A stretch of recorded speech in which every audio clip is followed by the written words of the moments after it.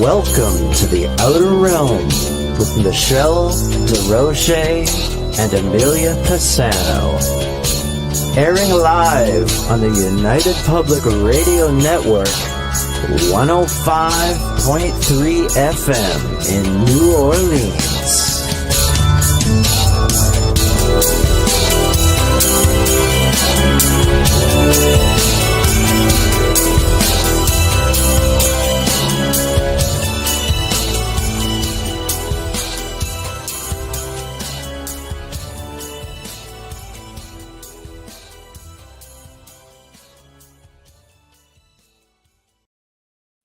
Good evening, everyone. Welcome to the Thursday night segment of The Outer Realm.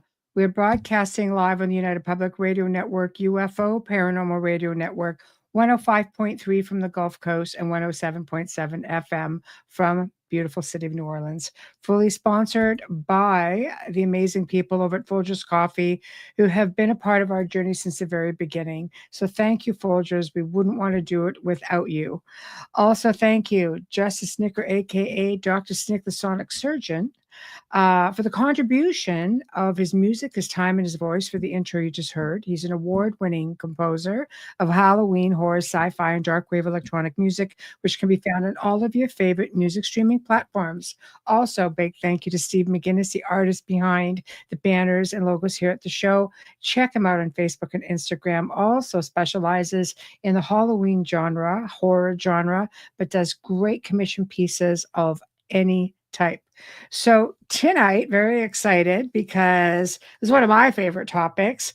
And of course, we welcome back our dear friend and the lovely Constance Victoria Briggs. And the topic, of course, is inner Earth.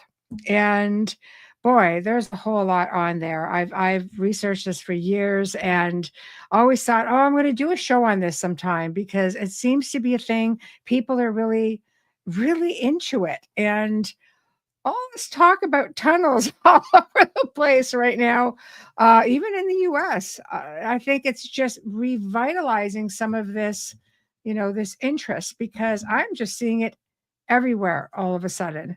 So along with this topic, we'll explore some of the theories going back from ancient times to current, ancient civilization, cryptids, extraterrestrials, Admiral Byrd, Antarctica, maybe Malta. There's all kinds of amazing things to touch on.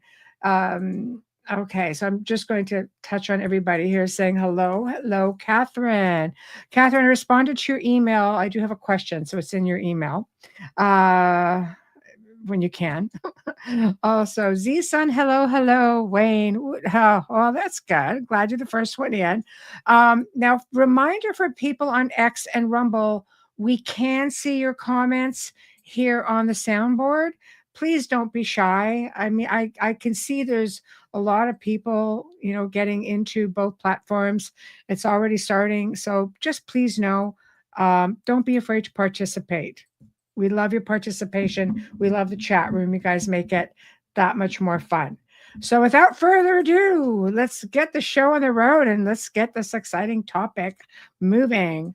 Constance, hello. Hello. I hope you can hear me okay. I can, loud and clear. Beautiful. How are you? Good, thank you. How are you? Thanks for... Go ahead. How are you? And thank you for having me. Oh, always a pleasure having you. We always have so much fun. And I'm well. Can't complain. Just got over this cold. But if you hear me with occasional dry cough, that seems to be the lingering effect, which is just a bit of a thorn in my side, usually when I'm talking too. So anyway, very exciting topic tonight. Yeah.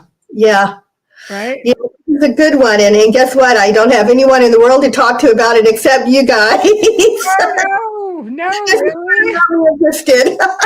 Oh my God. No, that's crazy. I've been seeing stuff a lot with things. There seems to be a resurgence since the LA fires and such. People are coming up with the old stories of, like we can touch on that tonight.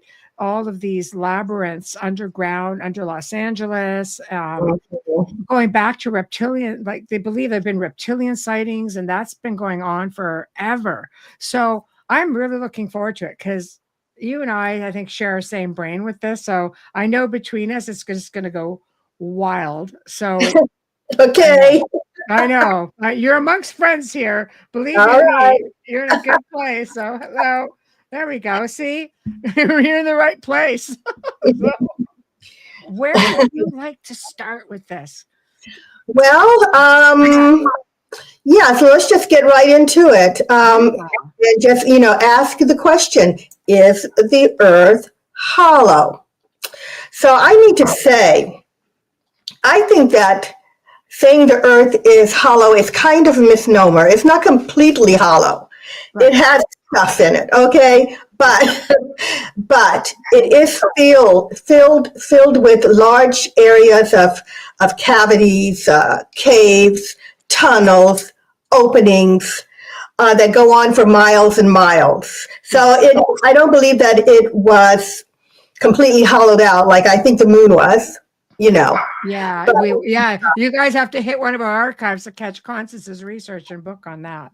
But yeah. But there's a lot going on in there, other than the possibility of civilizations and cities, which we'll get into. There's a lot of organic things in there.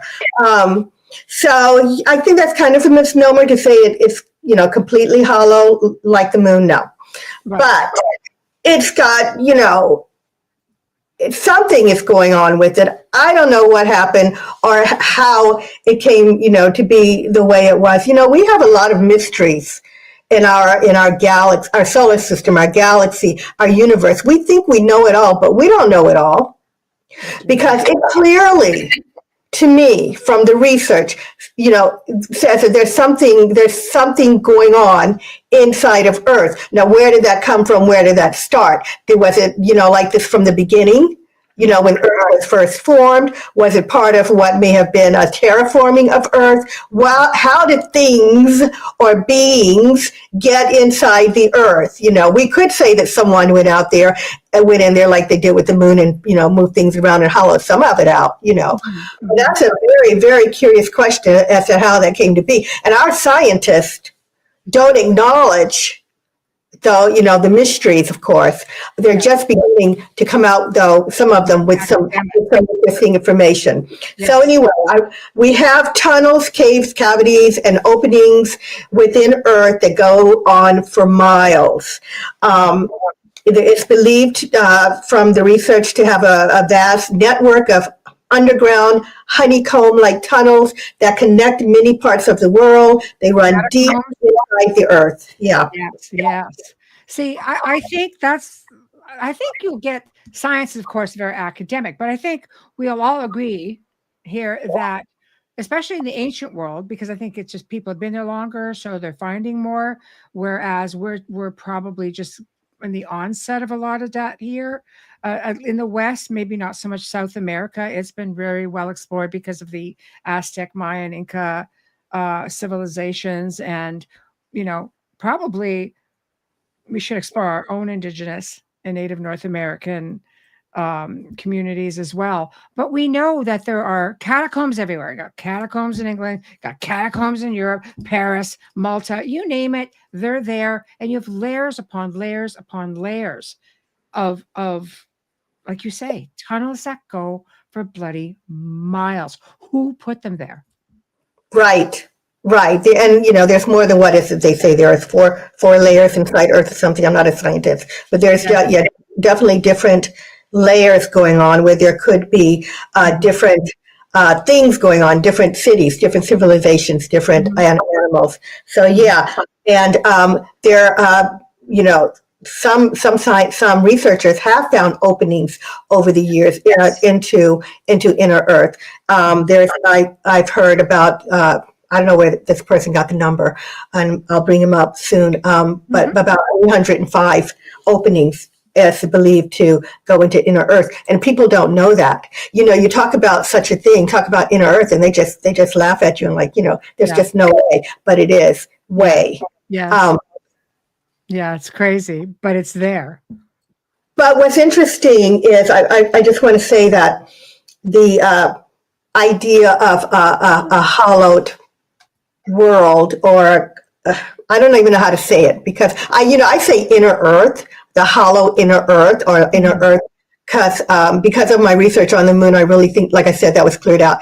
But this has things like, we'll get into it, but oceans and mountains and plains and things like that inside of the Earth, just like we have on top. So that's why I said, it's not completely hollow. But the idea that there are cosmic bodies that are hollowed out or have huge cavities is a recurring role, from what I can see, in our universe, because we talk about Earth having it, the moon is hollow, and Mars' moon Phobos is believed to be hollow, with beings living inside of it. And who knows what if there are asteroids out there, etc., that may be inhabited with beings living inside the planetary body. And the other thing is that it's been said that we are living inside out when it comes to living on the surface of Earth. That there's a good chance that either people started in inner Earth or went into inner Earth due to the dangers of living on the surface of a planetary body, because of the radiation and disasters that can wipe out whole civilizations, warring animals. So it's safer actually to live inside of a planet. Well, I think with natural disasters and such, you get story like the Hopi, who communicated that the ant people, the big-eyed ant people that came from under the ground, literally brought them underground to survive, a cataclysm. And they still talk about this as part of their oral history, that it will happen again. And the same thing happened, I believe, in South America. I think it was Peru, during, again, some kind of a disaster, but it was a reptilian being who brought them underground and educated them and helped take care of them. So this is definitely a thing, because it's not like when you have a cataclysm, chances are you're going to be down there for quite some time. If natural, like a flood, let's say. That's right. And flood, and who knows, maybe there's some nefarious beings out there at that time, in the ancient times and today, why not, that, might want to, do something with planet Earth or humanity or the animals, and, be coming through. So, you want to protect yourselves. People want to protect themselves from everything. So that's why they say that we're living inside out. So anyway, I would agree with you. I would agree with you on that. I think there are a lot of civilizations that are still underground, which is obviously something we're going to talk about. Right. Right. So, okay. So let's continue. Okay. So the topography of inner Earth. I go back and forth, guys, between hollow Earth and inner Earth, so excuse me. So, I've got some notes here, some handy-dandy notes, because there's a lot of information. Yes. So there are scientists that have come forward with data on the topography of inner Earth, and who would have thought that would be such a thing, right? Well, it is. So they've learned that that the inside, at least, whatever layer this is, very similar to Earth. And so there are mountains. Yes. There are mountains there higher than our tallest mountains on Earth. Wow. Yes. Wow. Yes. And there are rugged plains. There are also smooth plains. Massive mountain ranges, I said that. Immense valleys. These areas are located, they've measured it somehow, 660 kilometers, approximately 410 miles beneath the Earth's surface. They have found these mountain ranges. Wow. Yeah. And so that's very interesting. All right. The other thing is, guys, and I've been listening to the news recently, and I know one scientist came out and said, "Oh, we found an ocean." I don't know if you heard it. We found an ocean under Earth, right?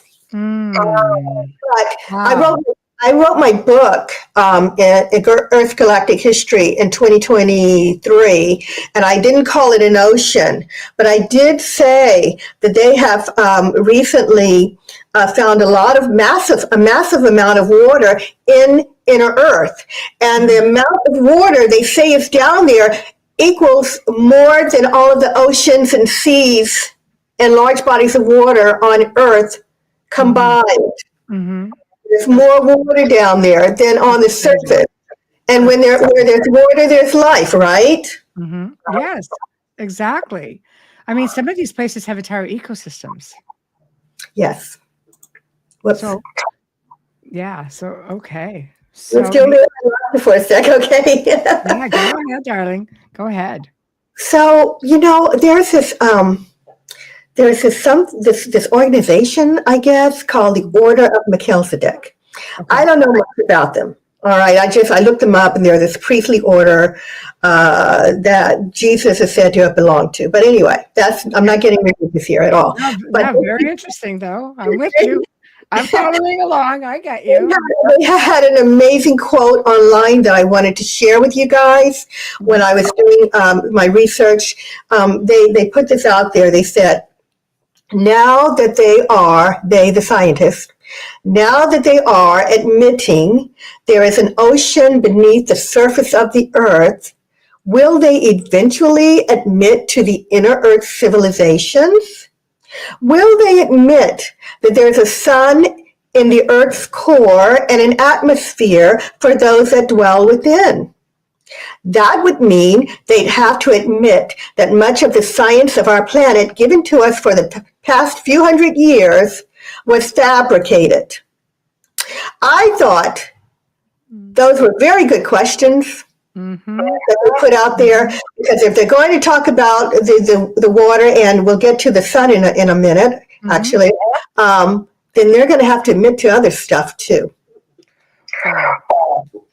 And we know that's not going to happen. That easily, so. Well, it's slowly trickling out. So like so many other things that are going on in this world with the extraterrestrials and the UFO, what's going on in the oceans. And now you and I are discussing the inner earth. Maybe it'll be part of disclosure, Constance. Maybe they'll have to go underground because they're there, right? Right. It really is beginning to look like there is a sort of convergence coming. Yes. Maybe this is clear. That's going to be something, huh? Sorry. Good time to be alive for all of this disclosure. It really is. By the way, Michelle, where's Amelia? Excuse me. Down with a terrible bug. And like a cold. And she actually has to go to the doctors tomorrow because she could barely speak. And oh my God. And I know. So she's been out. Yeah, we got her last week, and she was down by the weekend. I was like, oh my God. But I was down too. Thankfully for me, I fell between the Christmas break and the New Year's break. So I was able to, we had 2 live shows that I was able to participate in. So, wow.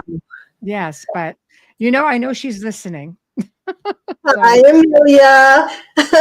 No, she is.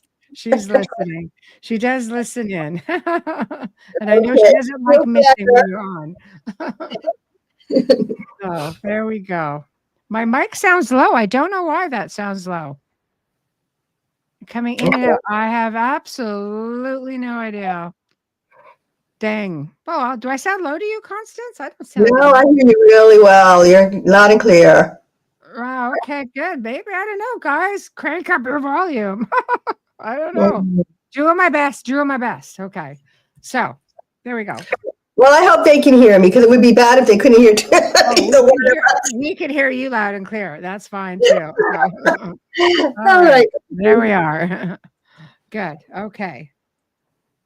Shall I prattle on if you want to ask any question? Yeah, well, there's some comments up here that I will come into.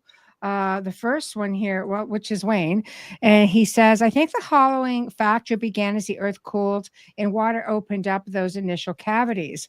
From there, these were opened further by maybe other beings that lived and visited the planet. Because we know we're not the first kick at the can, right? So that's a for sure. great amounts of water under the earth. There has to be a vast underground lakes and even oceans. We know they found a freshwater lake under Antarctica. When you look at old maps of Antarctica, you know it was definitely all there, right? What would light it up? When we're talking about the mountain ranges and everything inside the earth, what would light it up? Okay, that's where I was going to go next. Perfect. I guess we're right. Yeah. So, a sun in inner Earth. You know, I was looking at some comments online the other day where somebody was saying, "Oh, they lost me at sun inside the Earth." You know how big a sun is? Yeah. I know. That's another misnomer. That's true. That's, how can you logically put that in there? People can't get their head around that. Yeah, it's they just shouldn't say sun. So there is believed to be a source of power that some refer to as a sun, but it's not. We can only speculate when it comes to this power source, but so there have been some theories, and people who have gone have, said they saw X, Y, and Z. Anyway, I'll get into that. Inner Earth proponents. Perfect. Inner Earth proponents believe that some sort of power source is located there that produces life-sustaining energy. Mm-hmm. So I was watching, I don't know if you're familiar with this gentleman named Richard Syrett, Syrett. Okay, so on the Conspiracy Show, he was hosting in an episode titled "The Earth May Be Hollow: A Journey Inside." He interviewed Brooks Agnew. I don't know if you know who he is, but he is a very famous researcher, and he goes out and investigates these things. I've never gone looking for an opening to inner Earth, but I'm very respectful and give credit to the people who do. He said, inside the planet, from what he understands, we probably don't have a fusion source of light like we have here. It's probably a very hot iron core, like one solid iron crystal. And if that's so, and it's anywhere around 5,000 degrees, it's probably glowing white hot. And if it's glowing white hot, it's a source of light. Correct. Okay. Correct. And can I validate that? There's a lot of people who do energy work. I'm an energy worker. I do, planetary stuff. Some of the people I've worked with have actually said, well, we're going to draw energy. Energy workers believe that they draw energy from what's called the Great Crystal, which is underground towards the. Wow. And remote viewers have also seen this. See, there we go. Yes. Yeah. There you go. Yeah. So did Admiral Richard Byrd, who claims to have visited inner Earth, and we'll talk about him extensively. Yes. He reported that there's what he called levitated sun, that's made of refractory crystals that are energized by the solar sun. That's what he said. Yes. Wow. See, so he saw it. There's a lot on Admiral Byrd. That's going to be exceptional when we get there. But there is a light source, because when you talk about, there are other people and witnesses, and we're going to talk about another one of these areas tonight, because I know you and I have touched on that. They do talk about an ecosystem with light that can sustain everything, and light just makes its way into this area, and things are growing, and there's running water moving about. So it's not just like stagnant pools of water here. That's right. That's Doong. Yes. I've got extensive information here on that to go over. Oh, absolutely. I'll get there. Could I just give you and I hope I'm not going too fast and no. You go ahead. I can keep up. Yeah. Okay. So back to the sun, I have one more quote here. On that same show that I mentioned earlier, Rodney Cliff, who Rodney Clough, who is the author of World Top Secret, Our Earth is Hollow, had this to say. He said the inner sun, they estimate to be about 200 miles in diameter. It generates electromagnetic energy, and it comes out in the form of light and heat that gives life to us and the people inside the earth. So that was his comment on that. So I believe what you were saying, though, that this sun, as they're calling it, is really, the crystals. So to speak. I'm not a scientist. Whatever it is, they've got an energy source there, and it's keeping them going. And it's been there for a very long time. Yeah, and they're obviously happy with it because they're not interested in coming to the surface. So, Well, well, again, I'd be very, very curious to see. I mean, there are believed to be access points all over the planet that can lead you down into inner Earth. Have you heard about anything like that? So there are one researcher, I don't know where he got the number, but he said there's about 305 and they're all over the earth. And people don't know that they're there, but they're becoming clearer slowly. And so, yeah, it's not just the North Pole or the South Pole where we've been told that you can access it. You can from there. You can. Byrd did it. He said he did it, yeah. So, but, there's other points. Now, one of those is the one that you've been talking about, the Sun Doong Cave. And that's Sundoong Cave in Vietnam. The opening to this cave, which I believe leads further down, but I don't think that they've thought about that or gone any further. But there was a man who found the opening by accident. And I don't have here how he did it. I think I have it. Yeah.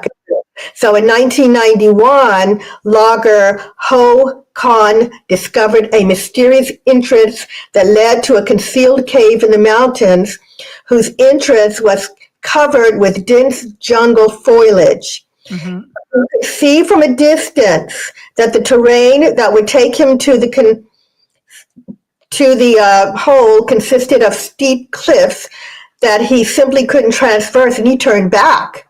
It was almost 20 years later before the cave would be explored, which was accomplished by the British Cave Research Association. It was only then that the true nature of what had been hidden for so long was discovered. What they found was shocking. This hidden cave had a world of its own, located inside the earth. Now, I've got some data on this, and the reason that I put this cave in the notes, and I'm assuming the reason you, Michelle, are talking about it, is because if we have this, what else is down there? Okay, so this cave is amazing. It's 40 stories high. Yes. It's nearly 3 million years old. You walk in there and it's like another world. It's a thriving jungle right beneath the surface. It has its own localized weather system. It has its own ecosystem. It has a rainforest named the Garden of Edam, not Eden. It has a large river, and I've seen, if you go on the internet, you can see pictures of this. This is amazing. It's a huge river in there. And the cave extends through the earth for nearly 6 miles. It runs extremely deep inside the earth. I don't know how deep. Trees and vegetation, obviously. It has the largest stalagmite ever found. It has an abundance of rare limestone pearls. Let's see, it's known for its great beauty. It's a preview of what is to come when we journey even deeper inside the earth. So that, if we have this, so we found, and we have found others, and people are going in there and they're just amazed, because you wouldn't expect under the dirt to be this beautiful, beautiful place. And how many are being overlooked because of a forest canopy let's say, how many places like this potentially are getting overlooked by us because we just can't find, the access points because they're just overgrown. But here's a little dark twist to this cave, is that it's believed to be inhabited by reptilians. And this goes back, they're seraphim in appearance. And this goes back to the Kabbalistic teachings. And during the war, the Vietnam War, US soldiers reported seeing these reptilian type beings that walked upright. Yeah, it's a problem. Yeah. If you're where you're not supposed to be, I would think, it could be a problem. I'm laughing, but I guess, because, I laugh easily. But honestly, it's not very funny. If I came across one, I would not be happy. I thought about, oh, God, should I go over there and visit that? And because I don't know. A group of people, because British scientists and explorers went in there after the man found something like a couple of decades later, or a decade later. So I think if you go in with a group, Yeah, but we don't know. We don't get all the stories of what may be happening. That's a thing, and that's pretty serious when it comes to reptilian beings being seen.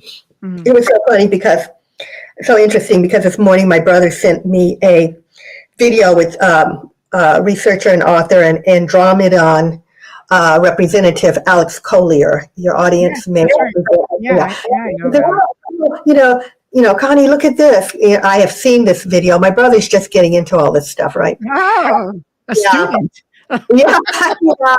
Thank God I have someone else to talk to. Anyway, but in that video, Alex Collier was saying that there are a lot of reptilians on the earth and that they're under the ground.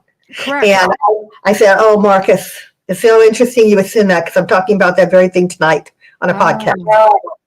Well, it's a synchronicity. And I agree with Stone Hobbit. I don't believe that all reptilians are bad. And I believe that just through, communication and such, it's like anything. Good people, not so good people. I think they're slightly outnumbered from what it's been explained to me. But some people, contactees, have had great experience. And other people, it's like, no, not so much. I'm good. I think it was a show that I did talk about a lady who doesn't know anything about any of this stuff. And she was driving and she came across a reptilian being. For whatever reason, she was, I think, between California and going to Las Vegas. And something happened on the road. Anyway, she came across this being. And she said he was looking at her in a way that made her feel like he wanted her to know he wasn't going to hurt her. Right. So I remember that story, and I believe her because, I don't know who she is. She wasn't looking for fame. I don't believe she was making it up. Mm-hmm. And I also heard a story not too long ago, maybe I talked about it last time too, where a guy was in the Home Depot. And it looked like there was probably a reptilian who was camouflaging, and somehow the mask went down or something, and he saw part of it. And this guy was on TikTok, and he looked pretty upset. And he went on and said, this is what I saw. So apparently they're not just always, living in the earth. They may be up here too, the benevolent ones. That's my point. There may be benevolent reptilians, like, I don't know, I couldn't see who that was that said it. They're good and bad probably in all races of beings. But for the most part, I would be weary of them. And they may also not be from all the same group, right? Yeah. So, I would be weary of them. And that's my point. Anyway. It could for sure. Are the reptilian beings living that are in these caves, are they living in inner earth? Inner earth, the earth is huge. All right. There could be lots of groups down there, lots of cities down there. Fortunately, I've only heard about the good cities. I haven't heard about the cities or the bases of the bad groups, but I'm assuming they're there because it's not just this cave here in Vietnam where they've been seen. There have been soldiers in other places of the world that have come across them in caves. Yes, I agree. We're going to just get to some comments and questions, if that's okay. Because there's guys, I am. We're going at Constance's pace, so I am putting up your comments and such, and we're going to address them as we go through. Wayne says huge cliffs. We're backing up a bit. Valleys that used to be massive waterfalls under our oceans and lakes. It's true. If you were to drain the oceans, that's a great show, by the way. You get to see where all these canyons are and such. So I don't doubt that, it's very possible that they're below as well. Stone from New Zealand, New Zealand has access to the underground access to Antarctica, is the southernmost continent on Earth, covered in ice and home to the South Pole. So yes, absolutely. Okay, here we go. With all the ancient technology that's been found on Earth, an inner sun would be the least surprising. Yeah, I would agree with you on that as well. Kazan, there's a book called The World of Kalec. It's from the 60s. I don't remember the author, but he also talks about an inner Earth. Very similar idea. So there we go. Thank you for that. Alan wants to know, are caves gateways to inner Earth? Because he happens to live in Kentucky, very close to the Mammoth Cave, which is the longest cave system in the world, apparently. And he's been there. Are they gateways? And you're here to talk about it. So, Right. Yeah. So the Mammoth Cave. So our caves, do you believe, are they entrances into inner Earth? Yeah, I think that they are. I think I don't know if all of them are, but I certainly, from the stories, and I'm really just dying to get to the really juicy part instead of the boring part about topography. But Yeah. Right. According to some of the stories, people have gone through caves and found entrances and gone down into inner Earth. Yes. Mm-hmm. I think a lot of people end up stumbling on this because sometimes people go wandering. How many stories have you heard where people go wandering into catacombs in Europe and they just go missing? Like the Paris catacombs, especially, this has happened. And there have also been stories where we had a guest on one time, and he and his colleague were speaking, and they were told about being in a gentleman who was in a mountain range, and all of a sudden they came across some kind of a blue avian. It sounded by the description like a blue avian. And all of a sudden they were going, he was asked to go through a portal. Like they were in this other place. They somehow ended up in this other place. Maybe the assumption was it a portal, or did they just end up in this other place? And they asked if they wanted to stay. So the one guy said, well, I'm going to stay. And the other guy says, I just have loose ends, but I'll be back because I want to stay too. He was never able to find them again. He was never able to find the blue avian again. Or his friend who stayed.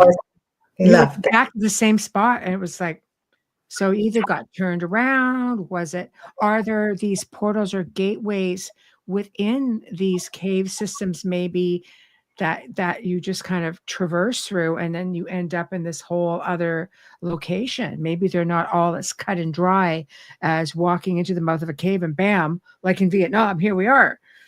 I tend to wonder maybe if some of that plays a culprit as to why people just they're just gone. They just literally just disappear.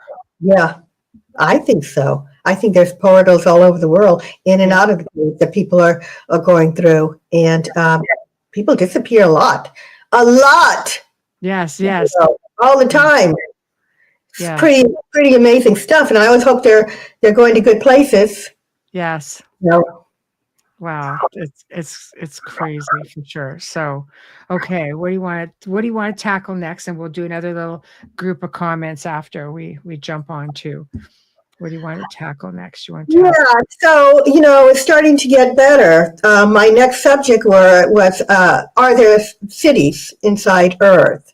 Right. Right. So, Sorry. That's a big one. A lot. Yep.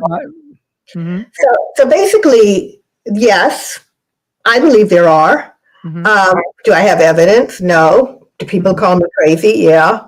but that's okay. You're in good company tonight, Constance. We're all crazy here. I've come across information on what could be one of the cities, and that would be, of course, Agartha. I don't know if I'm saying that correctly, but the crystal or the glass city. There is said to be glass or crystal city down there. And also, when it comes to this city, it has advanced technology, which is far superior to ours. Mm-hmm. All right. And I'm just going to go boom, boom, boom, and then we'll talk. According to Dolores Cannon, I don't know, hopefully your audience knows who she was. Mm-hmm. Dolores Cannon, author, researcher, found in her studies that the cities have all kinds of tunnels and transportation systems that link all of them together. Mm-hmm. And she said some of the trains and things down there can go 3,000 miles per hour. So basically, we're talking about a city or cities down there that are superior in our technology. And why would that be? Because they are out of harm's way. Whereas humanity has gone through 5 disasters where, we were almost totally wiped out and had to start over. Whomever is in inner Earth has been continuously progressing and moving forward. Mm-hmm. They were not interrupted. They were protected, being inside the Earth, and they have advanced technology. The question is it only them? Where they come from? Were they extraterrestrials that came in ages ago? Humanoid or human from somewhere else and started down there? Is there more than one group? But anyway, whoever's down there are more advanced than we are. Yes. I thought I'd put this up while you're talking because we're hitting on some areas. Like, for example, Alan asking about the Mammoth Cave in Kentucky. Look at this thing. There's the Mammoth Cave, and it's got a way in. And then we're looking at the Great Pyramid of Giza. There's a way in. There's a way in. Right? There seems to be all kinds of areas here that we are all familiar with in Brazil. There it is. There's all kinds of ways in through Brazil. And here's the sun you're talking about, Constance, right there. Yeah. Like it's all it all seems to be right here. Rainbow City, the small entrances. Like you have all kinds of ways in here. All over the world. And here we are. Admiral Byrd made his way in there from the top.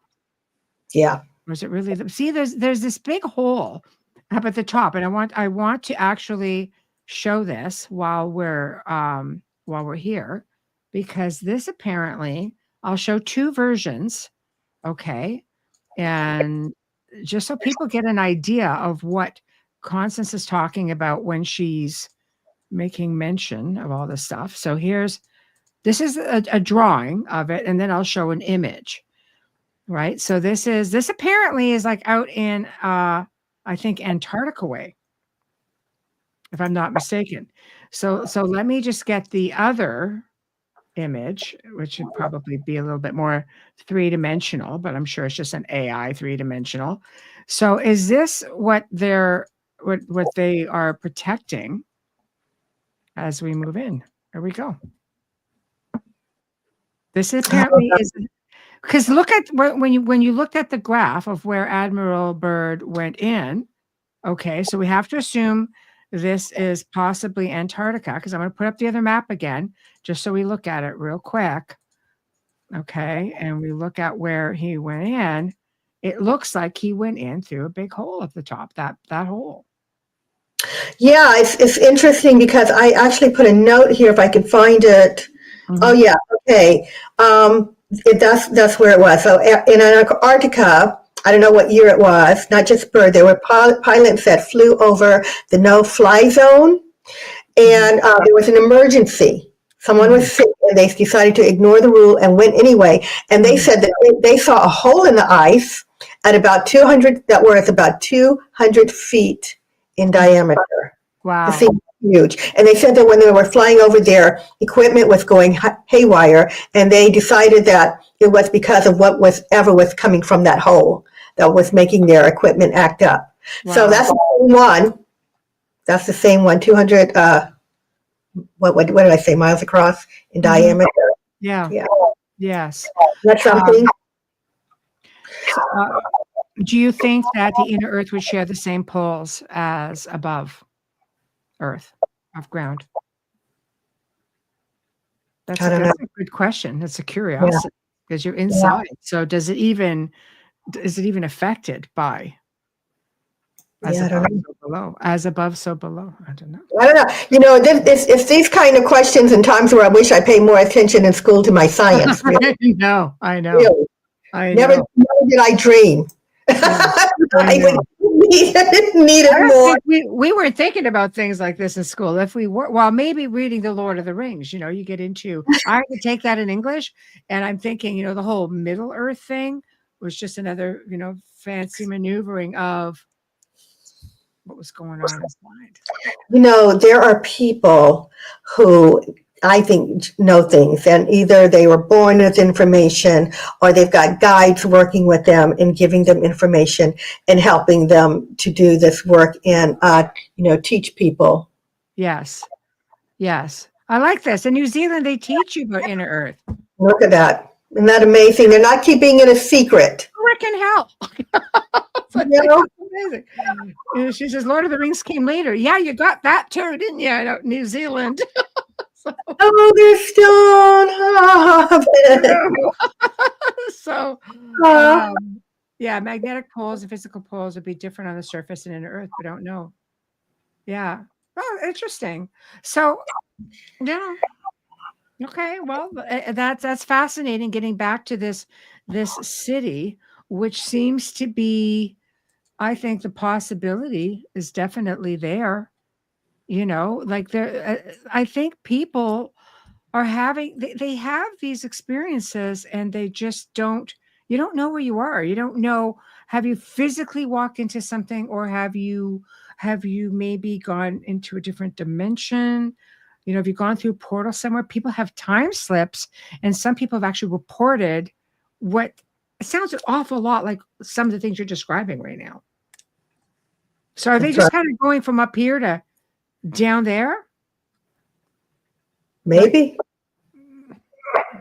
Maybe. Yeah. You know. Yeah. I would love to go and visit. I was thinking last night, how can I, you know, what can I do? I could try remote viewing. I'm not a remote viewer. I astral project, and you project into the earth. Sure you could. Absolutely. It would be nice to do it. Yeah, I say do it. You absolutely could. But yeah, I don't think you have to go that far. If you're looking at that map and there's all these ways in, you can just go down to Kentucky and go to Mammoth Caves. Alan says there's 2 ways in. Okay. It's on the map. Yeah. Go visit the Pyramid of Giza. I was there. I missed out.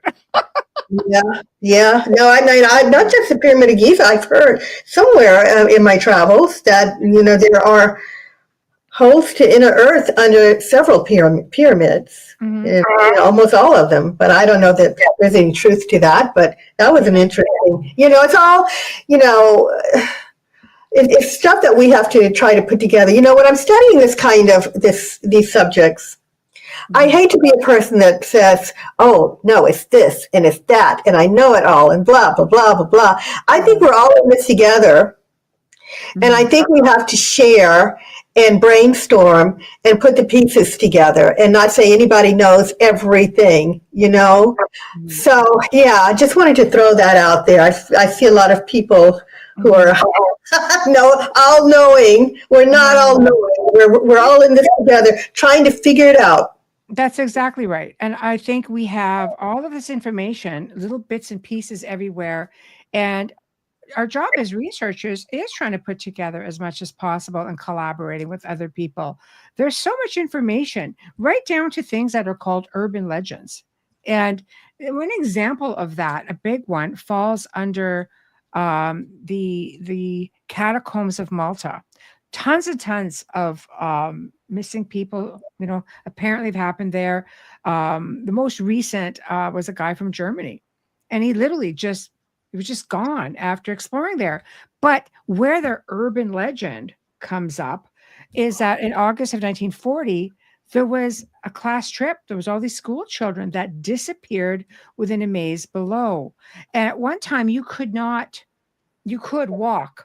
from all sorts of different entrances into the catacombs. But after this tragedy happened, the government closed it down. And I found this while we were just talking here. Because Mhm. okay, this is something else. Because everybody says it's an urban legend. Well, here's this it's an old article. I don't know how legible it actually is. I think you can maybe clean it up. But they obviously they make mention of this years ago. You could walk underground. This is documented somewhere, which looks like it's on some old piece of paper. So is it an urban legend, or did this happen somewhere along the line and you just did not want to, like, this looked like it was in part of a newspaper article, because this is, Yeah. other things being written down here.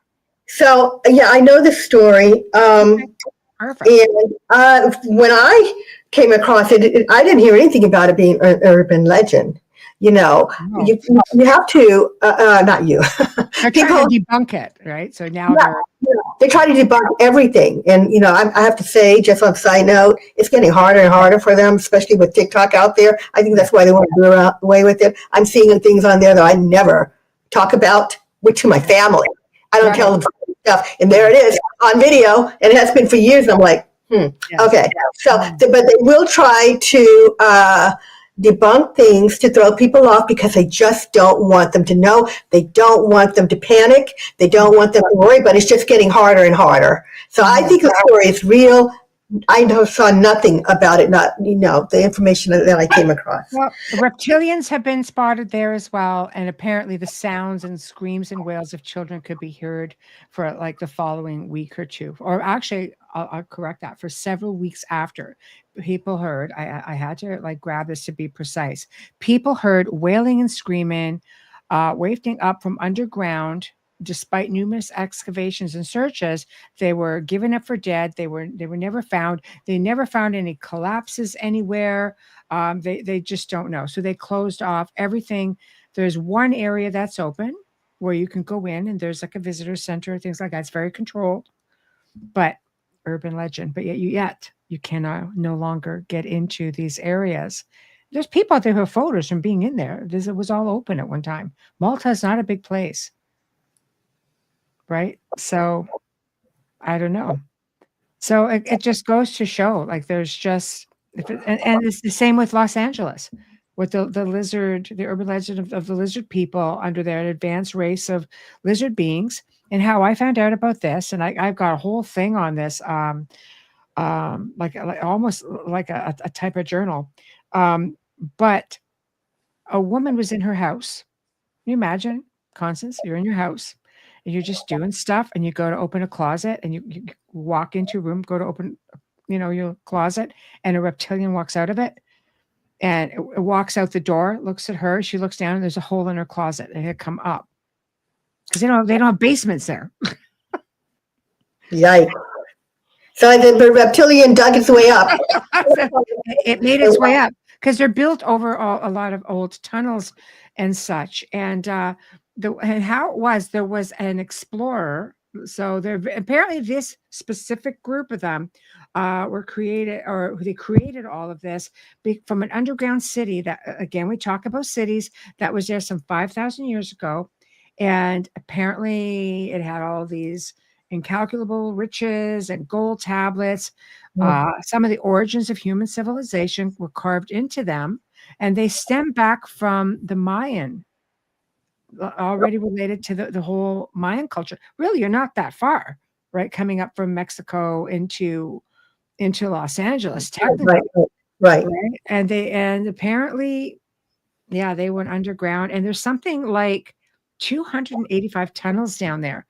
So I don't know, but again, you're getting back into, like, when I look through this whole report that I found online, some guy went down there and he dug this hole, burrowed down, and ended up in this place.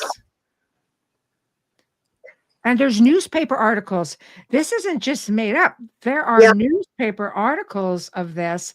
Let me see if I can just pull it up quickly for you. If you don't have this, I will happily I don't. send it to you. I Uh, don't have that one about the lady thing in the one in the closet. Sounds familiar. I don't know where that may have been years ago. It sounds familiar, but I don't have it. okay, No. let me look for, just let me look for this. This is something that I came across just recently. So you're coming in. It's got a whole, here we go. I love it. The four horsemen of the apocalypse, but not what we're talking about. But here it is. This is a newspaper. Lizard People's Catacombs City hunted. Engineers sinks the shaft under Fort Moore Hill to find a maze of tunnels and priceless treasures of legendary inhabitants. You could keep going down. Lizard People's Catacomb. Here we go. This is where he dug, and he was able to do all of this. Like he mapped some of this. There he is. Like it's just lizard people, like they talk about this quite freely. Wow. I wonder when this was published because I don't think they do that now. I don't think they. I don't know. I don't think you'd want to. January 20. This is the first newspaper article is January 29th, 1934. There you go. There you go. They're not going to do that today. Yeah, and Everything. yeah, there's all different dates. January 29th, 1934. It's a whole spread on this. It's crazy. So Nice. there now it's just like because the story I told you about the woman that was fairly recent in the last probably I'll say 10 to 15 years. Yeah. Yeah. No, there's probably a lot more stuff going on that we don't even hear about. It's not in the newspapers. It's not in the news. Everybody's not running to report it. Everything they see, while they're videos these days. But yeah, so there's probably a lot going on out there. And I would bet that at night in Los Angeles, people may have come across some things, that they're not talking about. I've got too. That kind of makes me a little nervous. But anyway. Yeah. Yeah. Okay. So where do we want to go from here? So I want to talk about Dr. Delbert Blair's research on inner Earth. He's had some interesting things to say. I have to read a little bit. I hope I'm not too boring. So he was an esteemed researcher and mathematician, Delbert Blair. He was from Detroit. He used to give lectures on the inner Earth and other topics, much like you and I do. But anyway, in a July 17th, 1998 presentation on Inner Earth World, he stated, the world within is said to be an area of Earth that they don't talk about. The authorities don't want to talk about it. They know about it, I think, some of them. And that he said, and that there is more livable space inside our planet than on the surface. He says the problem that comes about is that there are creatures or things living down there already and have been for centuries. He says they say that there are cities down there. Some of the cities are no longer inhabitable. Some are actually inhabited. You can go from any continent on our Earth and down somewhere. You start running into one of these tunnels, one of these cities, one of these caves. And he compared the size of one of these tunnels to the city of Detroit.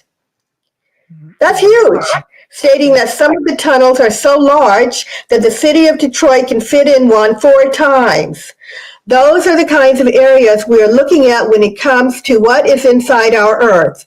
In addition, he mentioned rivers flowing, an atmosphere, a standard temperature of 60 degrees, openings on Earth, it was him, up to 305 that are known, creatures that are not found on the surface, and the possibility that there are more layers to the Earth than we have been told, meaning anything could be down there.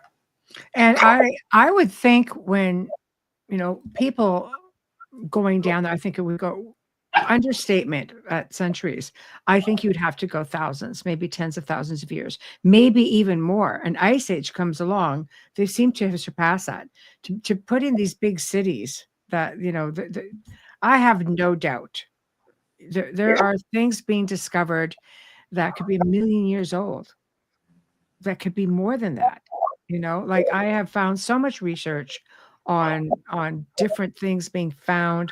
underground, like old mines and things like that, where you're looking at things and things that should be an out of place artifact, and you're like, where did it come from?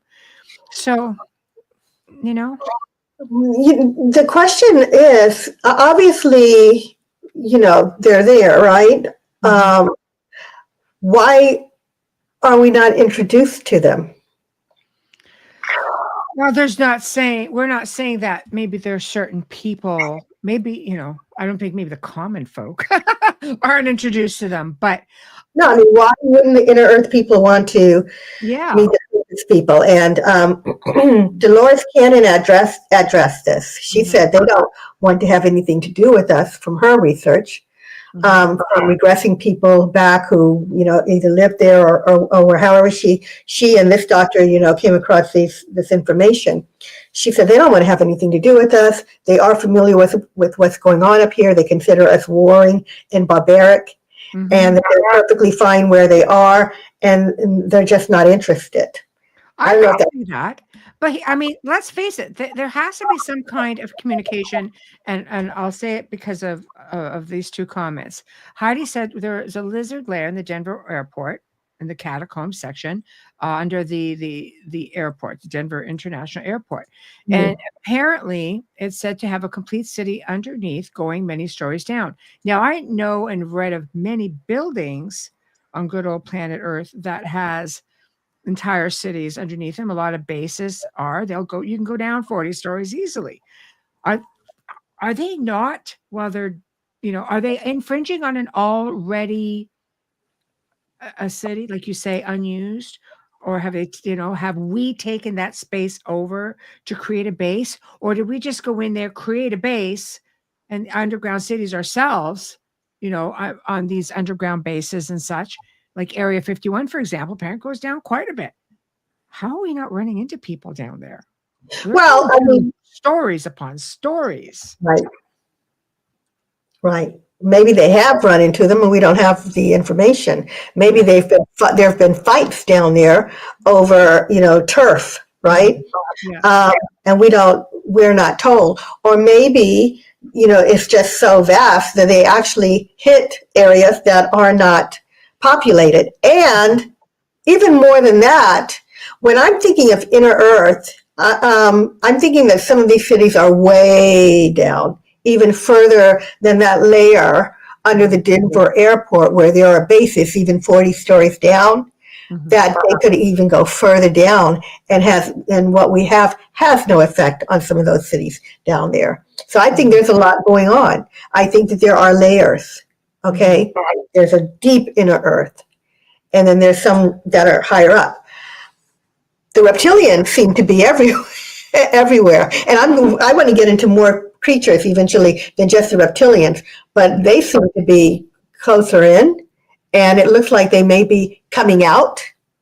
Obviously, from time to time, that lady who bumped into one, there's two people who reported that we just talked about, who've talked about, three that's seen them, and there's a lot of others. I don't have a lot of data on that, but I know that, they've been around. Mhm. Yeah, I agree on that. We're not the first kick of the can here on planet Earth, without a doubt. So, okay, take it away. Where do you want to go next? So who's down there? Who are these? Is it just reptilians and humanity, or are there other groups? Are there other things that happened in our past? Okay, for example, Dolores Cannon talked about Atlanteans being one group that went down. She believes that when there was that catastrophe with Atlantis, that some went inside the Earth, and they are possibly the ones that continue to grow, because they already had technology. They already had the knowledge of how to do things. Who knows what they took with them, right? And so it could have been Atlantean, some went to Egypt, but she says that some went into inner Earth all those eons ago. I resonate with Dolores as well. Yeah, she was very, very accurate. Yeah, and it was also Miss Cannon who said that she didn't believe that the inner Earth people wanted to have anything to do with us. Yeah, so it could be Atlanteans. And there's a story, and I guess we can get into some of the stories too. So there's a story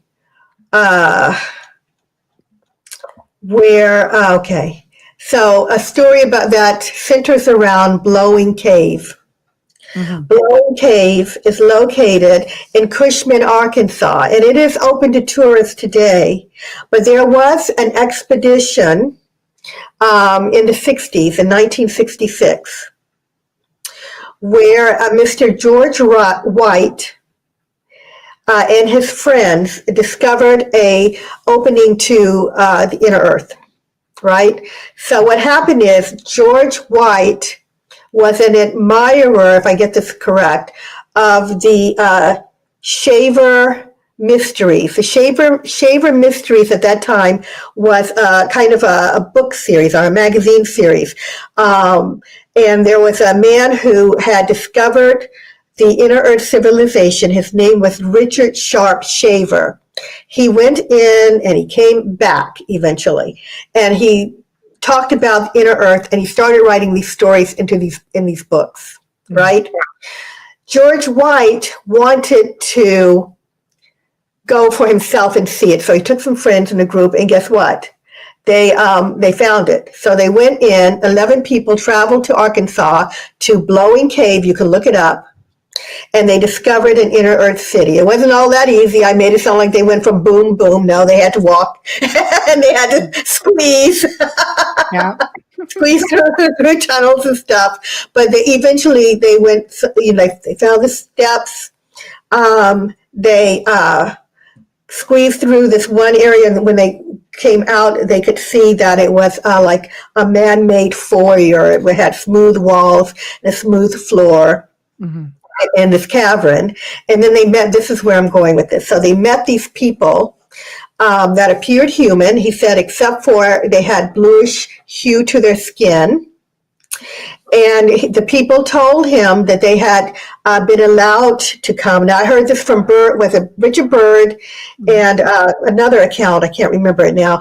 They were allowed to come by using a special device. These people had a technology where they could tell what kind of person you are. And it said that all of these people who were trying to come through, all of this 12 people, they let through because they had good hearts. They had good energy, right?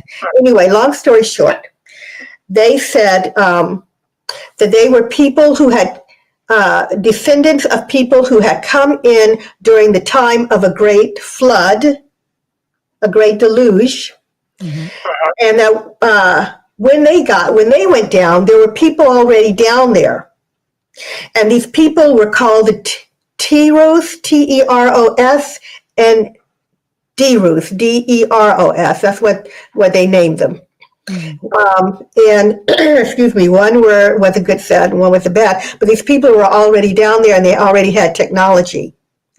So they were saying that they were the descendants who had gone into inner earth and made a home there because of catastrophe of a flood, and that when they went down, there were already some people down there. So according to them, there are people there like the Atlanteans that are descendants from ancient times. Oh, and by the way, the Lemurians.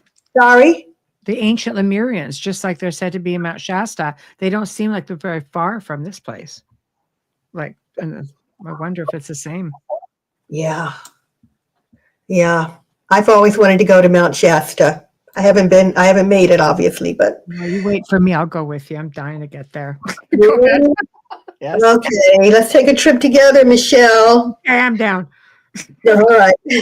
Anyway, the Teros and Demos. Anyway, so that's a story of who could be down there. So the other theories are extraterrestrials that came in that may have been trying to escape a sun-going nova, or exploding or whatever, or escaping their planet, and they came to Earth and they went inside Earth because maybe that's how they lived on the other world, and living inside out and they went inside, or maybe they didn't want to have anything to do with humans. If you go to places like Turkey, for example, has about 200 inner cities that are abandoned, that there's just no way in heck ancient people could have done this with their tools. If you've seen any of these pictures, it's astounding. And there's 200 of them that are linked. So it's believed that these guys, ETs may have come in and done that, and they lived there for a while, and for whatever reason abandoned, and it's been many years, the Earth. So anyway, those are theories of who could be down there. Of course, there are humans that could have been, so Admiral Richard Byrd. Yes, let's go there. That's a good one. Admiral Richard Byrd. Do you want to tell that story? And then go ahead. Well, we're in this together. So basically, where was I? I was saying how, I lost my train of thought. No, that's not good. Extraterrestrials. I'm getting it back. It's coming back. There's a journal, called the Archives and Controversy, the Press and Documentaries, and the Byrd Archives, right? So, of course, the flight was May the 9th, 1996, actually, the 70th. It was the 70th anniversary of Richard Byrd's flight to the North Pole, right? So he talks about everything and then goes down. I could send you this, Constance. You'd probably find it really, really. I've got information on him. Yeah, let's go. Yeah. But I was going to say, all right, so he came across, I'll get to a story, but let me just get this out. He came across beings that said they had been living in inner Earth for ages and ages and ages, and that they're human. They weren't ETs, they're human, but they had continually been progressing, in there. And but where they originated, were they human? They came from the surface. I don't think he ever said, this man who he talked to. So Admiral Richard Byrd went to the North Pole. He was assigned an armada, and they were going to investigate, something, but they had to go through the North Pole to do it, to the North Pole. And as he was flying, he, I've heard two different ways that this came about. He was flying over the North Pole, and suddenly he didn't see ice and snow or ice anymore, glaciers anymore. He saw vegetation, he saw greenery, he saw animals, he saw beauty, and it shouldn't have been there, and he was confused. And but on the second, one account says that he actually went into a hole after seeing this, into a hole. But either way, as the story goes, he was flying, and his equipment started going a little bonkers. And on the side of each of him were these two spacecraft, flying saucers, I guess you could say. And they, even though he couldn't work the controls anymore, they apparently had taken control from their ships, and they were communicating with him, and they were friendly, and they escorted him through tunnels, the whole tunnels. And when he came out to a point, he saw a big, what he described as a crystal or glass city.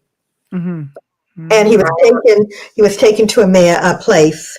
Oh, he loved it. He thought it was, beautiful. The people were nice, and he was taken to see a man that he called the Master. So, who was Richard Byrd? He was a highly respected, and this is what caught my attention, because, I've been trying to decide if the story was real or not. He was a highly respected, decorated, trusted military officer, all right, who allegedly came upon Agartha, while he was flying an airplane. And this occurred in 1947, right?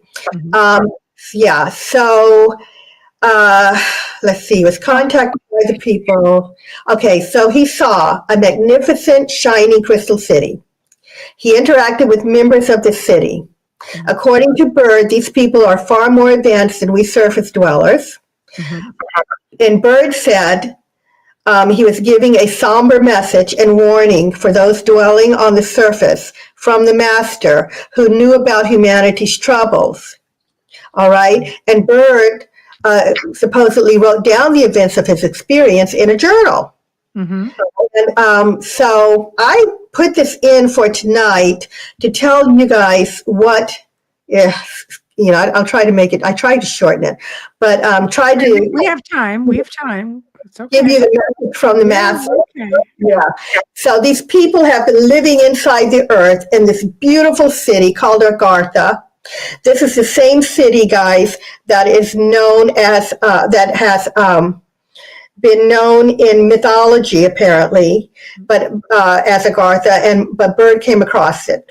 It's a well-known tale about this city in Inner Earth, but he had the privilege of visiting it. It's the same Agartha that the Buddhists talk about, in their description. Everything is the same place. Anyway, so they've been watching humanity on the surface. What a show. Getting frustrated and aggravated and annoyed and upset. So he liked Byrd. He knew who Byrd was somehow, and he knew his energy. And he pulled Byrd in, and this is what he told him to come back and tell us. And I've cut it down. He said, our interest rightly begins just after your race exploded the first atomic bombs over Hiroshima and Nagasaki, Japan. It was at that alarming time we sent our flying machines, the flugel rods, the spaceships, to your surface world to investigate what your race had done. We have never interfered before in your race's wars and barbarity, he said, barbarity. But now we must, for you, learn to tamper with a certain power that is not for man, namely that of atomic energy. Our emissaries have already delivered messages to the powers of your world, and yet they did not heed. Michelle, we have to ask ourselves, who did they talk to? Who knew about them? They said they came up and talked to us. He says, you, Byrd, have been chosen to be witness here that our world exists, our culture and science are many thousands of years beyond your race. Your race has now reached the point of no return, for there are those among you who would destroy your very world rather than relinquish this power as they know it. In 1945 and afterward, we tried to contact your race, but our efforts were met with hostility. Our fulgurods, I don't know how to say it, were fired upon, yes, even pursued with malice and animosity by your fighter planes.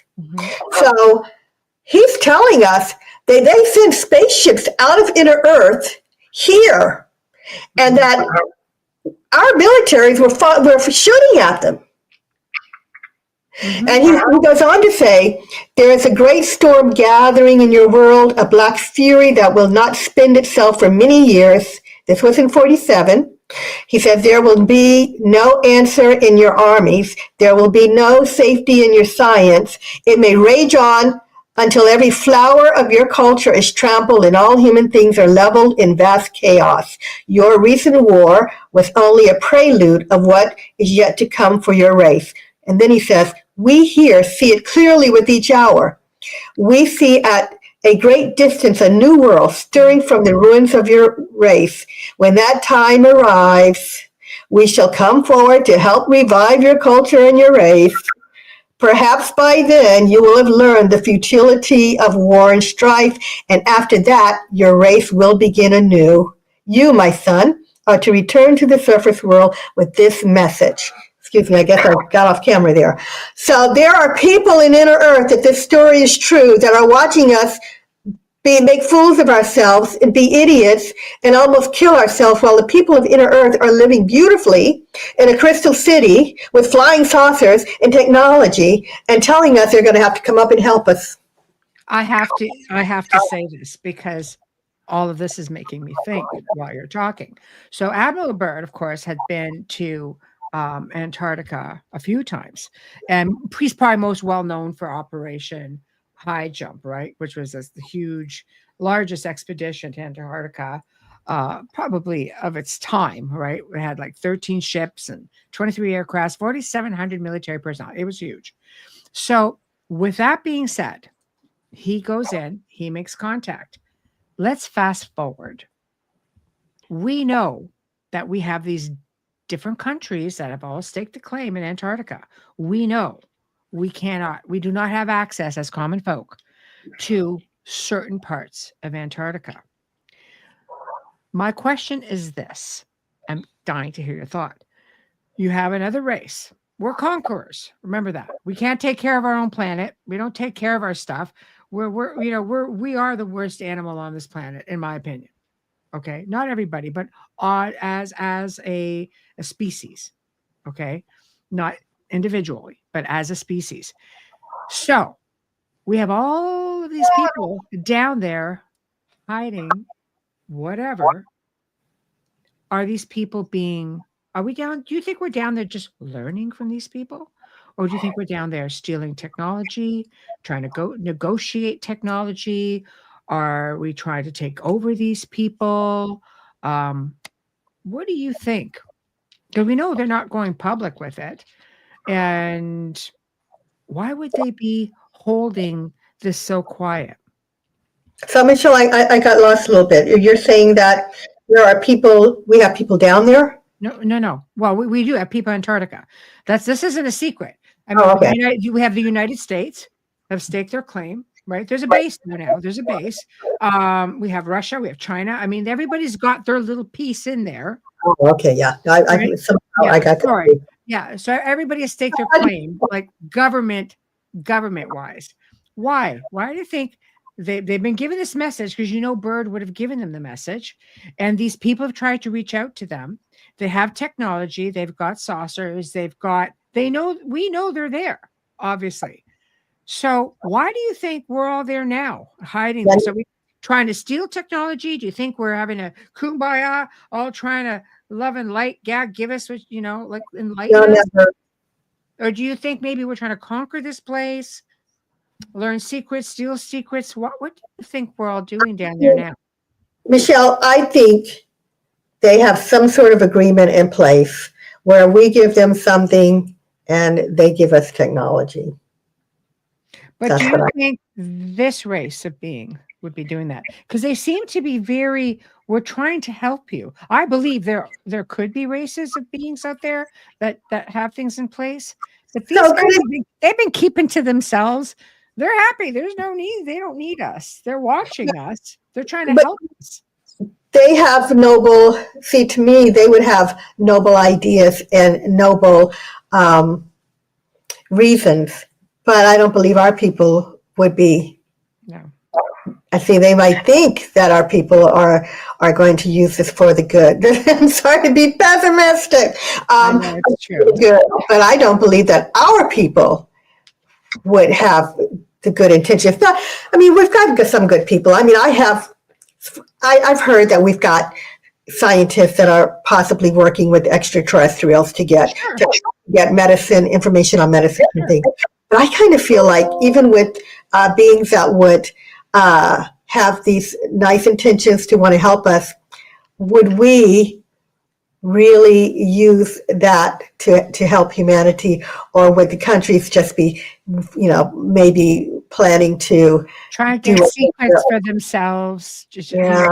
I always look at, if you're coming in and you see a whole race with technology who's better off than you, and you're sending military down there, and you have military down there, that it's not always for good, because people haven't found you in all this time. So I don't think necessarily that we have to worry about outsiders going in. If they do, it's not going to be on a destructive scale, much like the military or all of these world governments coming together. And there was also a story that you may have heard of, and it eludes me at the moment because I didn't prepare it, where there were military planes going in to pick up scientists. And they went into this area to pick them up because they were told they couldn't find a certain area. They went around, came over this big hole, and they picked up these scientists. And when the scientists got on the plane, nobody spoke. They looked like they were distraught, that they had seen something that was and they just couldn't speak, and they didn't speak. I heard that story too. I don't remember where or why or how or what had happened. Yeah, darn it. I can't remember it either. But it's there. It exists. So were they just told don't breathe a word? Or what did you see that traumatized you to the point where you're not speaking? Like, you see, there's just so many different things to consider. You have this peaceful race with technology that has been there all this time. They've been observing us, leaving us alone until, we're playing around destroying the planet. And all of a sudden, it's like, okay, now we have to say something because we're all in this together at the end of the day. You're above ground. You're going to blow yourselves up. We're not going to be affected. But yet, here you are. So, Right. But there's a story about Eisenhower having met with extraterrestrials, and the extraterrestrials said to him, if you put down your weapons, we'll give you technology. So, it makes me wonder if that's what's going on now, or again, if, like I said before, if maybe there's some sort of trade-off going on. That could be the trade-off. They don't need anything, but maybe they would like to,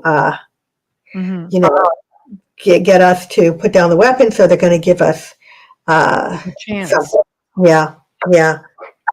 Kazan wants to know your opinion. Do you think it's possible Byrd went into a parallel reality, or do you think this is an actual physical place he went to? Yeah, I think it is, and I'm going to tell you why. I think that it's not a parallel reality, in my opinion. We're all in this together. Yes. So it could be, we're putting the pieces together. But they have, we've seen spaceships or UFOs, spaceships, coming out of volcanoes. That's true.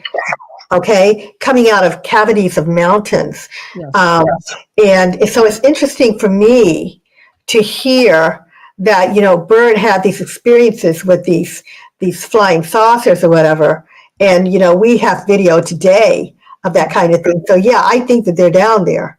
And I think that they can fly. And I think that some of not all, but some of the UFOs that we're seeing are coming from inside Earth because they have that technology. And that's probably how they're spying on us. All right. And they're watching. Yeah, it's a thing. And not only are they coming from inner Earth, there may be cavities in the deep waters, that you can go through to also access inner Earth through, going through the caverns that are in the oceans and stuff. So, I think they're coming from inner Earth. I think they're down there. There's so many stories that are similar. Too many coincidences. I don't think everybody's lying and putting things together. So, too many coincidences. They're there and they're watching, and it makes sense. There's also been strange sounds around Earth for many, many years that people can't put their finger on where it's coming from. Some shaking in the Earth. Yeah, we have bases, we have cities down there, but some of this stuff may be coming from deeper within. So, I think they're there. I think there's some pretty interesting evidence, if you want to call it that, to look at. Well, I'm going to give you a little something else. I'm going to just bring something up because I did not know this until today when I was looking through some notes and just trying to verify a few things. So there is a story going back to the 1800s, 1818, I believe, of a man named John Cleve Symes Jr., who was a U.S. Army officer from Cincinnati, devoted his life to promoting. I'm reading from alongnow.org, just so if people want to go find this, okay? So he basically says his claims changed over time because he was devoted his life to promoting a theory on the hollow earth. His claims changed over time, but the thrust of the idea was that the earth was a hollow shell, 800 miles thick and 1,000 miles wide, openings at both of the poles, blah, blah, blah. So he goes on about a lot of different things. What I found was very interesting is that he actually wrote this. 1818, right? April 10th, AD 1818. To all the world, I declare the earth is hollow, inhabitable within, containing a number of solid concentric spheres, one within the other, and that it is open at the poles 12 or 16 degrees. I pledge my life in support of this truth and ready to explore the hollow if the world will support and aid me in undertaking. And then he signs it. So his name of course, Ohio, late captain of infantry. So this is kind of crazy, but this is going the Wayback Machine here. And yeah. So Yeah, I've heard that name. I don't know much about Sims, but people are trying to prove it. They're even signing mhm. affidavits or what have you. And Yeah. that's amazing. Can you Yeah. send me that, Michelle? I will send you that, and I will send you the article to where I got it as well. So, because I came across this one, what the heck is this? Like, I've never seen this. So it's interesting. Amazing. So, Yeah, I recently come across his name, and I just don't have the information on him. But from what I saw, it looked pretty interesting. it's Yeah. definitely interesting. So I'm just going to go back in. I'm going to move from the bottom up at this point. He says, seems to me messages are all the same. We are doomed if we do not change our ways. It's a shame because the vast majority of us want to live in peace with one another, which I absolutely agree. So that's a big one. And then we've got, hold on, I'm just going to go back up again. Fantastic that we are exploring. Okay, other ones. Hold on. Deep, yeah, cities deep within the oceans as well. I don't believe everything is cut off, but here's an interesting one to me.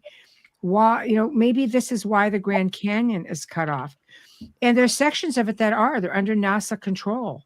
Though another urban legend is, the big Buddha that was found there and all the Egyptian statues and hieroglyphs.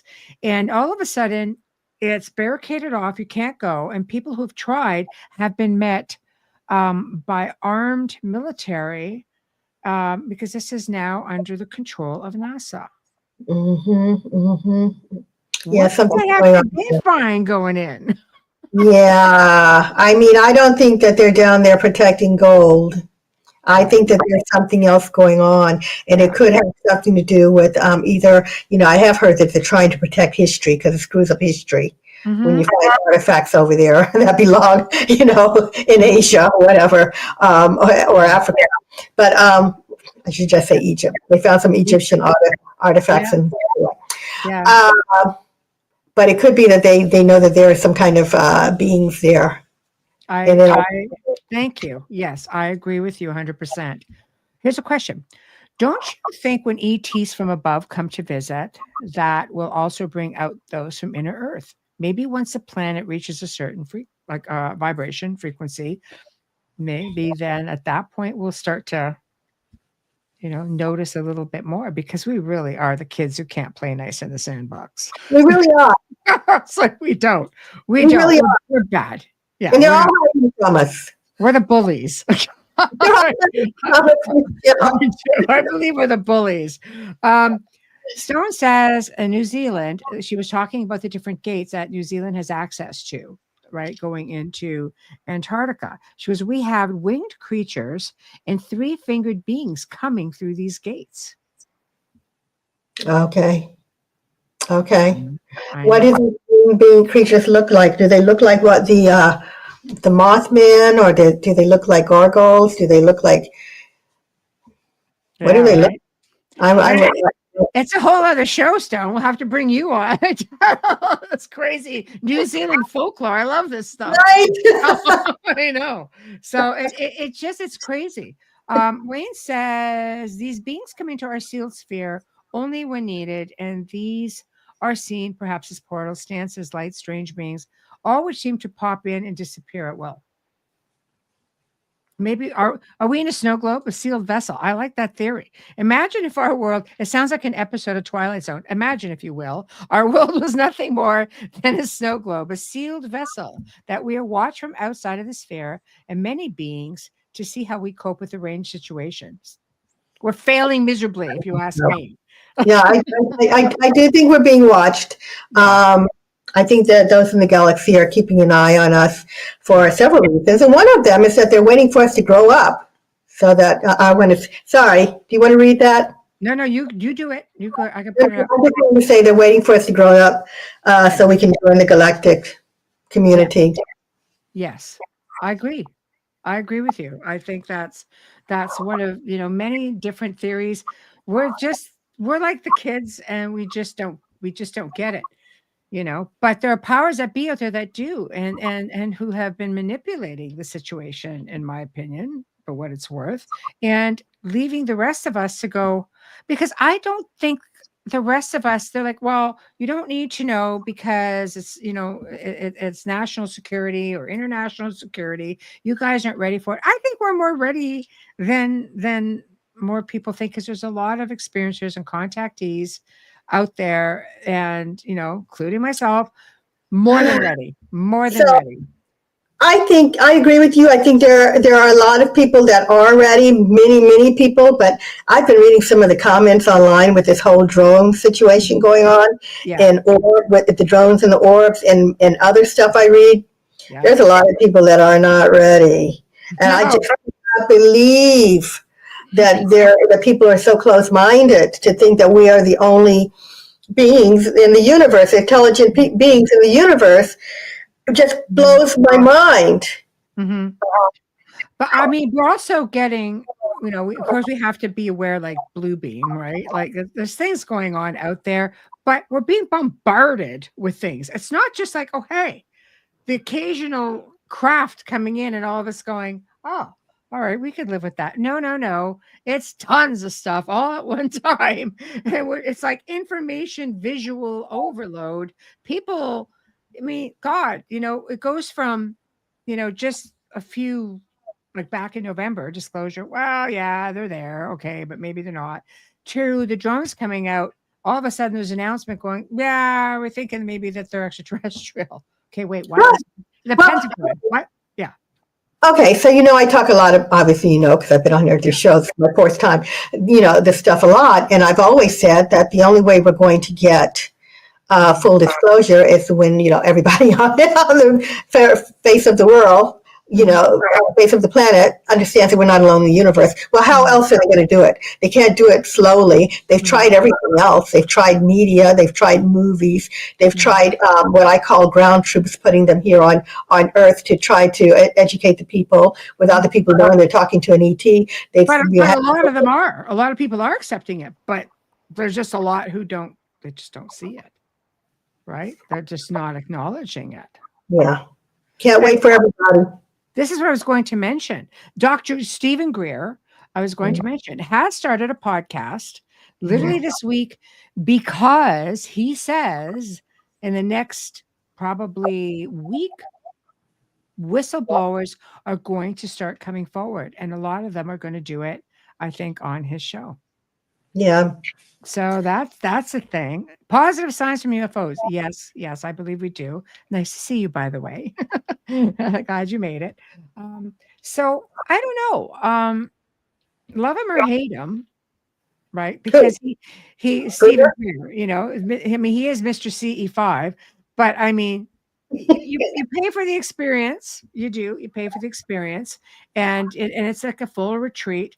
I've done it telepathically, just kind of put it out there going, blah, blah, and have had experiences, so I mean, I'm okay.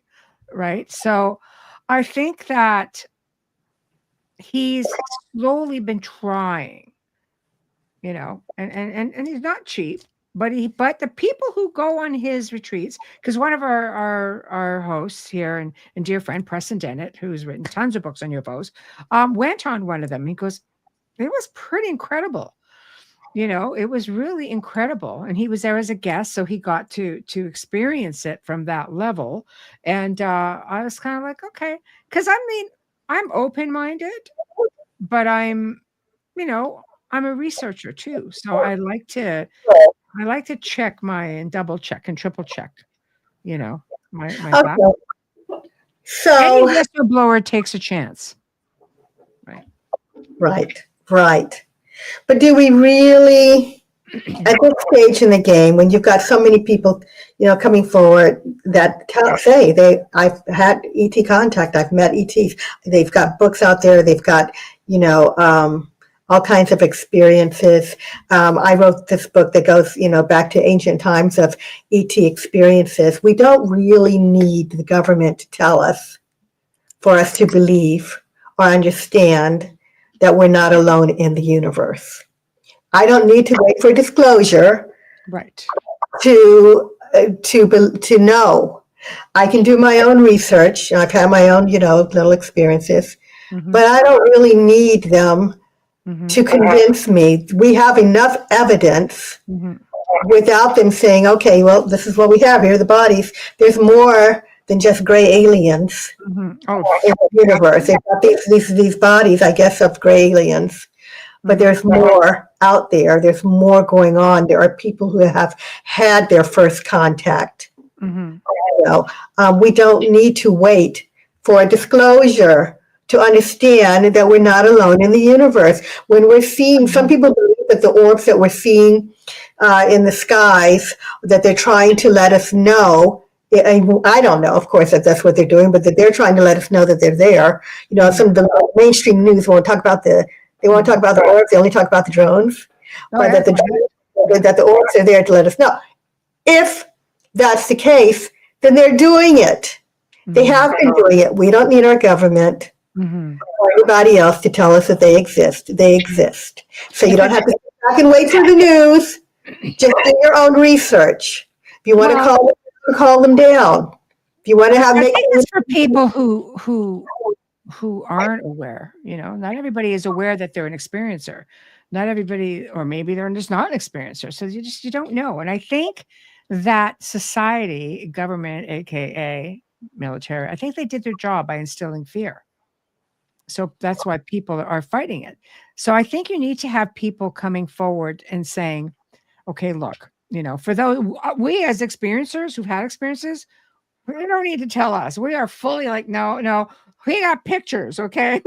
People are saying we're capturing these things. Everybody's got a camera phone. We're seeing things. The key is, are we seeing them or are we seeing some of ours? Because reverse engineering, back engineering, they're getting pretty good with it, and they've gotten pretty good with it. So I think the whistleblowers come in to look at the masses who, one, are not aware of their experiences or having experiences, to say, look, this is a thing. Here's how you can maybe tell the difference between ours and theirs, for example. But then you have this question. If they're coming out with disclosure now, let's look at everything going on in the world right now, okay? All of a sudden, disclosure, the big one.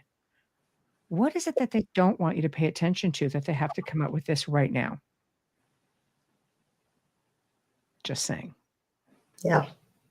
There's things that they're trying to, something big's coming. You've got to know there's something bigger in the background going on. That's all I could say on that. Because I'll have to put the show in private mode if I go on. So, Yeah. Yeah.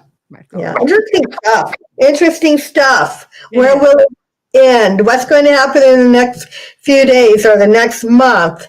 I hear that our incoming president has some information on the Galactic Federation. I've been hearing this for a long time. Is he going to talk about it? Is he going to talk about beings, shouldn't say beings, people inside the Earth and inside the oceans? Yes. On the moon. There's a lot going on. People see, there are witnesses, especially within the Navy, because Joe, our station owner, served on the Nimitz. Right, he's Navy, and he's come right on and said, "Oh no, we had something land on right on board." Right. And we all signed like 25, 30-year NDAs. We didn't all even see it. The Nimitz is notorious for seeing things, like all the time, right? It's always been in the news for that. So they see things not just in the sky, but they see things diving. Shag Harbor. Can we talk about Shag Harbor? Bam, right underwater, and just takes off under the water. I'm sorry, they're everywhere, like you say, coming out of volcanoes, mountains. They're everywhere. So one of the things that I'm doing this year, is putting together different lectures and talks, like this one, coming on and talking about different subjects. I can't just wait until I write a book. Books take a long time to write. So every time I get a book and go on a podcast, I like to talk.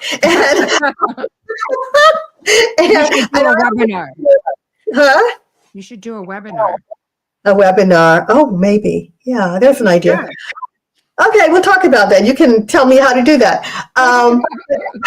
But yeah, so I have this, my last book, I have chapters on so many different things because I wanted to introduce people to all of these topics, the the what's going on in the waters, what's going on, under earth, all of these things. And I couldn't even get it all in one book, but it was like a primer for people who are just learning. And it was very timely it came out last year, 23. And so it was very timely. I didn't know this stuff was coming, right? Yeah, yeah. But I'm putting these talks together to talk on these different subjects because I really enjoy talking to people about this information and kind of letting them know about this information and kind of, turning them on to it, right? So I'm putting together these different talks to go on different shows and keep the dialogue going while I write my other books. And I am doing one on the oceans, by the way. Oh, excellent. But I have a lot of information on inner earth and in the oceans and more that can all go in that book. So I can still write another book, but I did do chapters on mini chapters. I think it's wonderful. And what I like about it is we obviously, as the common person, we can't just go into space. We can't just go to the depths of the ocean. But when you're looking at inner earth and you want to explore that, you can traverse to certain parts of the earth, even some of the places we've talked about tonight, and you can look. You have there's something there, like you have a little bit of control over. You can go to, hiking. You can go and see. You can go to the Great Pyramid of Giza. I've done it. You may not be allowed right down in there, but there are places. Mammoth Cave. According to Alan, there's 2 ways in, and people, they let you go there.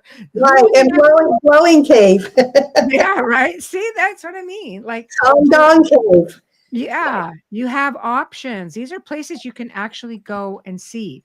And I know that, I've spent time in different parts of the world, and I know that there are places in the world that you can literally just go exploring, like pretty much unattended, because they're just off the beaten path. They're not closed off.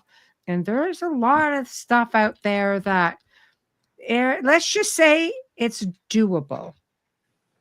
It is doable. It is doable.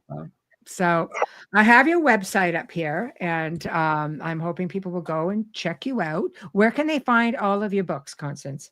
Amazon. It's on Amazon. They're all on Amazon. There we go. It has everything, doesn't it? That's it. Everything's on Amazon, including Constance's books. Oh my God. Well, I really had a great time tonight, and I'm really hoping that we can do it again. You want to compile something? You want to talk, girl? You've come to the right place. We will talk. Okay, yeah, I do actually, and I will send you a list of my lectures. All right, my lectures. It's my handy dandy new word. It's a podcast, it's not really lecturing, but yeah, I'm putting talks together. So okay, yeah, I will, Michelle. Okay, you'll be here for me. It's been great. Thank you, everybody. Thank you, Constance. So email me. I will. Take care. Bye. Bye. Well, everyone, of course, we've come to the end of another really fantastic episode. Constance Victoria, you just have to love her. Thank you, Alan. It honestly, she's wonderful. We're so grateful to have so many amazing guests, which brings me to next week, guys. 3 shows, 3. Okay.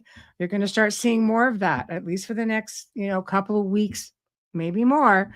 Tuesday afternoon, 2 p.m. Okay. Mark your calendars. If you follow and subscribe to our Rumble or YouTube, you will be able to be notified. Here's the thing. It will go live on YouTube. It will not remain on YouTube. These are uncensored shows. Our Tuesday afternoon shows are uncensored or special edition. They don't stay on YouTube. The only place you could catch a rerun is on Rumble.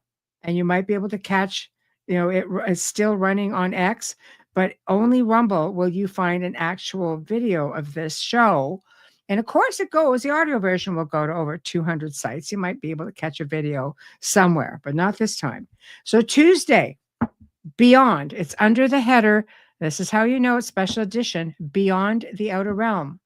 We welcome back Micah Dank, and he's he's got things to say, and we don't like just keeping all of our guests subdued. So, he's got things to say. So what I'm going to do before I read off, guys, let me just put this down. Okay. Here's Rumble. Okay. Go find Rumble. Please just subscribe, follow, like us up. We appreciate you. Micah Dank is going to be talking symbols and symbolism. Loads and loads of secrets there. He continues with the research of his dear friend, the late Jordan Maxwell. Anybody who's followed Jordan Maxwell, the man was brilliant. I have followed him. I love his research, and boy, does he hit home.